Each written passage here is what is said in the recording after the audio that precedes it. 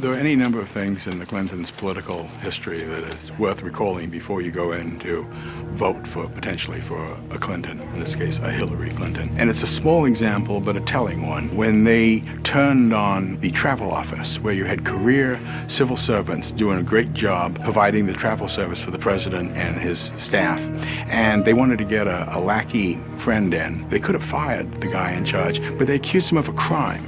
They tried to ruin his life in order to be able to get him out and get their lackeys in. When the Clintons moved to 1600 Pennsylvania Avenue in 1993, White House veteran Billy Dale was the director of the travel office.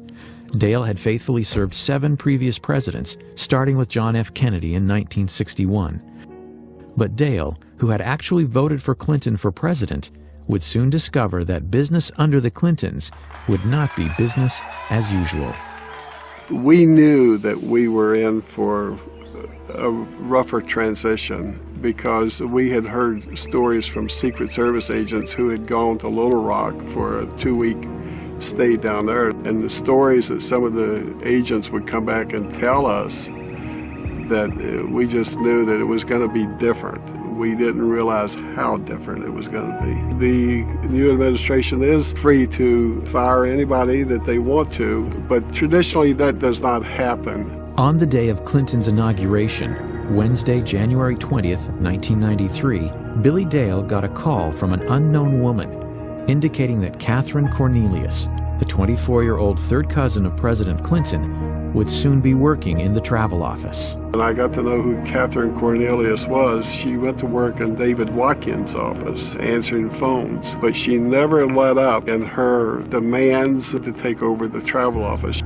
In the meantime, I get a telephone call from a gentleman in Ohio, and he wants to know how he can get in on some of the White House charter business. And I said, that's what I do. I arrange the charters. And he said, I know, but he says, we can make some money here. If I had made arrangements with that gentleman, I speculate that things would have been very different than as they turned out.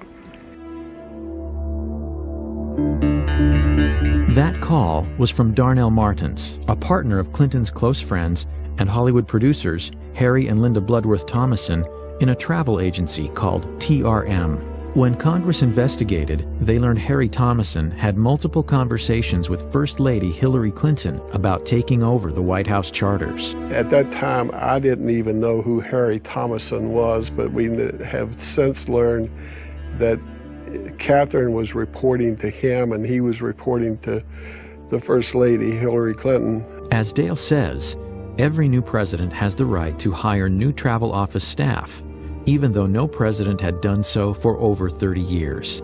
But not only was Billy Dale fired, along with 6 other travel office staff members, he was also locked out of his office. But that was only the beginning. And I got accused of embezzling $14,000 that I couldn't account for because the logs were missing. At the same time, D.D. Myers is in the press room briefing the White House press corps, telling them that we were being fired for criminal misconduct, and the FBI was being called in to conduct a criminal investigation. I think that they wanted to make it look like they were doing it because there was corruption over there, so nobody would criticize them, because the media liked Billy Dale and the people there. Gary Aldrich was an FBI agent for 26 years, the last 5 as an agent responsible for background checks on White House staff. Recall that the FBI had conducted investigations of all of these men and had determined that they were qualified to work in the White House and that they were honest individuals.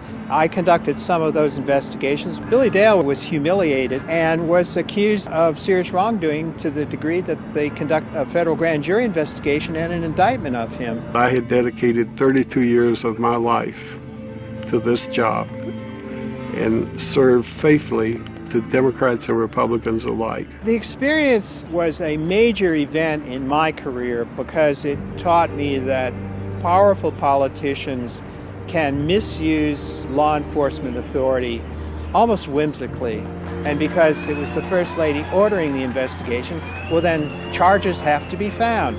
That scared me. That was different from my experience in the FBI of 26 years. I thought if we have reached the level where a politician can get irritated with somebody and cause them to maybe end up in federal prison, we've got a serious problem. The White House Travel Office affair became known as Travelgate. When Dale's legal bills to defend himself were estimated to run as much as $750,000, he considered a plea deal, a fine of $69,000, and a brief jail sentence. Blanche and I had been married for 38 years at that time. I decided that I would have to sell my home. Could I ask her to give up everything that we had worked for? The plea bargain seemed just that, a bargain in order to save himself and his family from the unending ordeal. But when Dale was informed he would not be able to proclaim his innocence, he realized he couldn't bargain with the truth. In the meantime, during this year, I got a notice from the IRS that I was being audited. For the next 30 months, Dale was investigated. His son and daughter were also subpoenaed. I remember Vicki, our oldest daughter, telling her mother that if I was found guilty, and maybe we better start over. You were sent to jail for something you...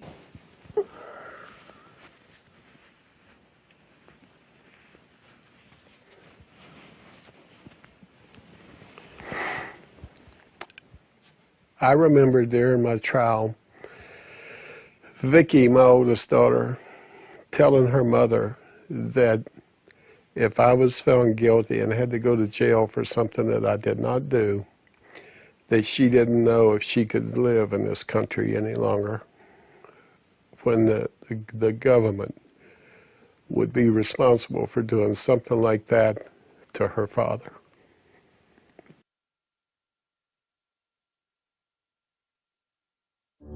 When the case went to trial in the fall of 1995, a procession of White House journalists volunteered to serve as character witnesses for Dale, including Brit Hume and Sam Donaldson. The press at the time, I think, ought to remind people that I testified at Billy Dale's trial as a character witness for him. The jury needed less than 2 hours to reach a verdict. And the jury came in and they found me not guilty on all counts. I laid my head down on the desk in front of me and cried. Ultimately, the Office of the Independent Counsel's final report on the Travel Office firings found that Mrs. Clinton's sworn testimony was factually inaccurate. Hillary Clinton was more powerful as a first lady than any first lady that had been in the White House that I knew of.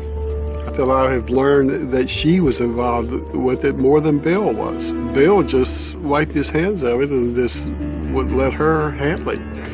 That's an example of the cynicism and the ruthlessness of the Clintons. And at the time, I think a lot of people thought that Hillary had at least as much to do with that as Bill did. What she did to the Travel Office, I mean, in a way, that is the most illustrative scandal because it was such an Evita Peron act of maliciousness toward these ordinary people. This guy running the Travel Office all these years, I'm getting them out, getting my rich Hollywood friends in. It's not even the most illegal thing they did, but it is the most contemptible thing they did.